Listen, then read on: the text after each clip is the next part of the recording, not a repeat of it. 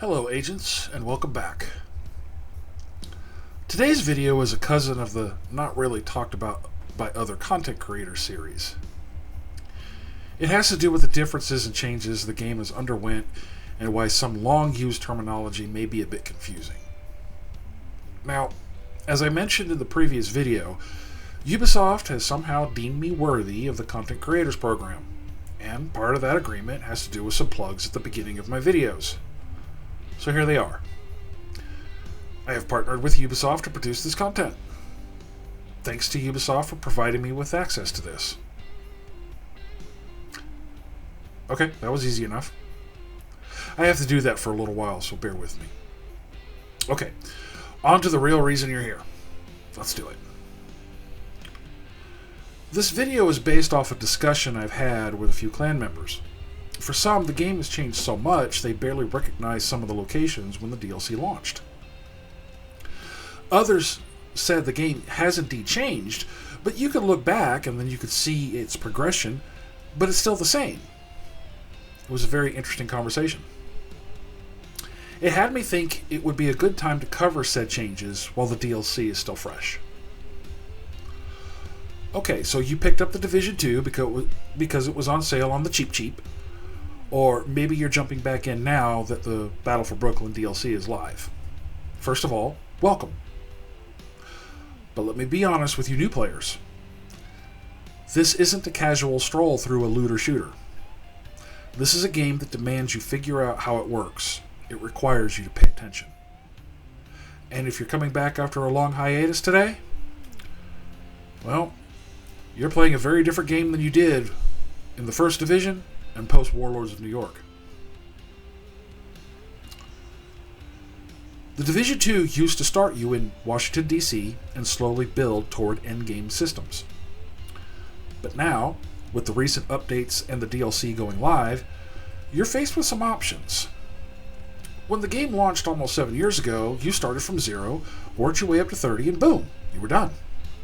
Then WONI came out, and you had options to either start at 0 and work your way up, or you could boost a character to level 30, immediately start right into WONI, and work your way to level 40.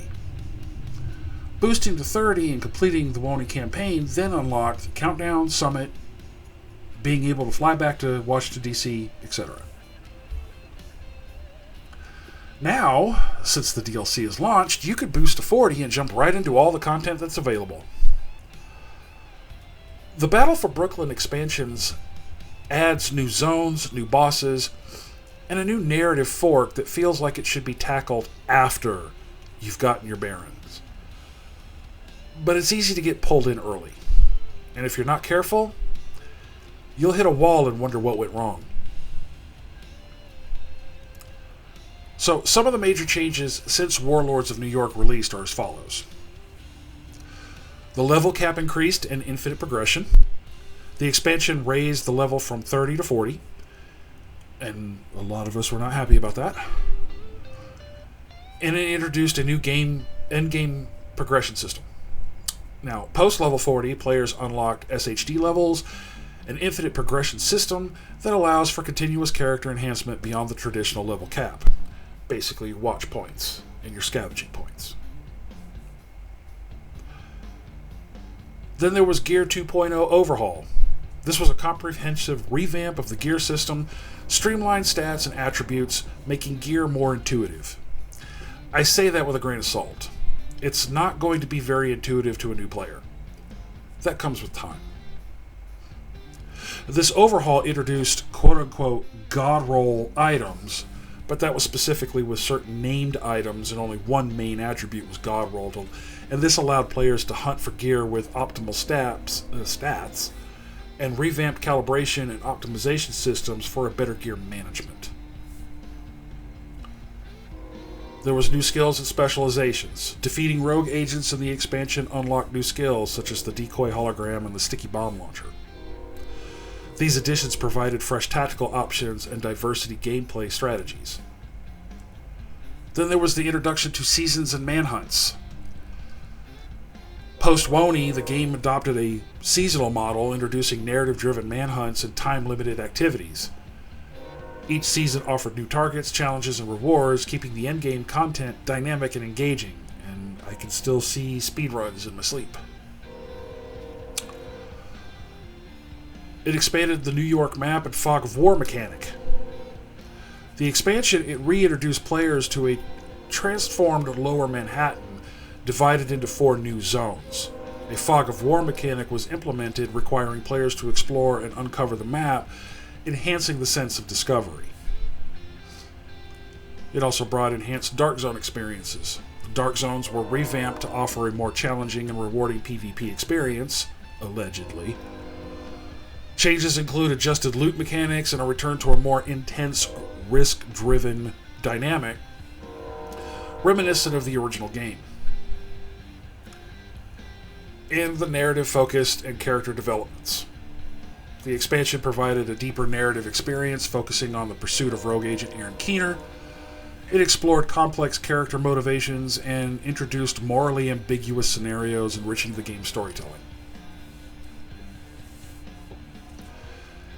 If you're brand new, here's a suggestion, and you can take it or leave it. You have 4 character slots. Use them. Have one character run through the entire campaign from 0. Boost the rest. Whether it's 30 or 40, I don't care. Running through the campaign from 0 is slower, sure, but you won't be as confused as to what the hell is going on compared to jumping right into a level 30 or 40 character and then jumping literally into the frying pan. You'll unlock essential mechanics like recalibration, gear optimization, and the SHD watch levels naturally. You'll understand what they really mean. Jumping straight into Brooklyn without this foundation is like skipping high school and trying to write a thesis. If you have a good clan, they'll help you level up quickly, but naturally. Now, here's your best order of operations. Finish the DC campaign. Reach level 30. Activate Warlords of New York if you own it. Then play Battle for Brooklyn. That might sound like a lot, but this is a game built for long haul progression. The loot means more when you know how to read it. You're going to see a ton of videos telling you what builds to run, and don't get distracted. Right now, your job is to learn what you like to do. Whether you like rifles or SMGs, skills or raw damage, play cautiously or push aggressively, your playstyle matters way more than any YouTuber's build. This is one of the reasons why I don't make build videos. The Division 2 rewards players who understand their own rhythms. Copying a meta build will get you nowhere if it doesn't match how you actually play. And your playstyle will evolve over time. And if you have time to learn those metas as you progress, those metas will actually be way more intuitive. Have your goals, sure. You want a specific piece of gear or weapon? Make note of it. You'll get it eventually. Battle for Brooklyn isn't meant to be a fast track to endgame. It's a continuation of the story, with new world building and challenges that assume you already know how to survive. The cleaners and Rikers are tougher, the puzzles are a bit trickier, and the hunters, well, if you start straight at Brooklyn from the word go, you might have a hard time with them. Treat Brooklyn as Act 2, not a tutorial. Here's a quick survival checklist. Don't hoard your gear. Break it down and upgrade. Use control points to farm materials and gain fast travel hubs. Experiment with skills early. Seeker mines, turrets, drones are your friends. Join a clan. You'll get weekly rewards even if you play solo. Focus on understanding your attributes before chasing god rolls.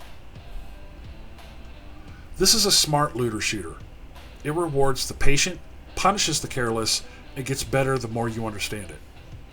The Battle for Brooklyn is just the beginning of what could be hundreds of hours of gameplay if you play it right. Well, that about wraps up this video segment. I know some of you watching are veteran players. Feel free to help me with the conversation about the changes we went through since launch. Remember, we want new players to stay for the long haul to help the community. I try to keep things in a general perspective as to not give too much away for them. So what did I miss? What should I have gone into further detail about? The comment section is always open for business to everyone. Drop your comments, drop your questions.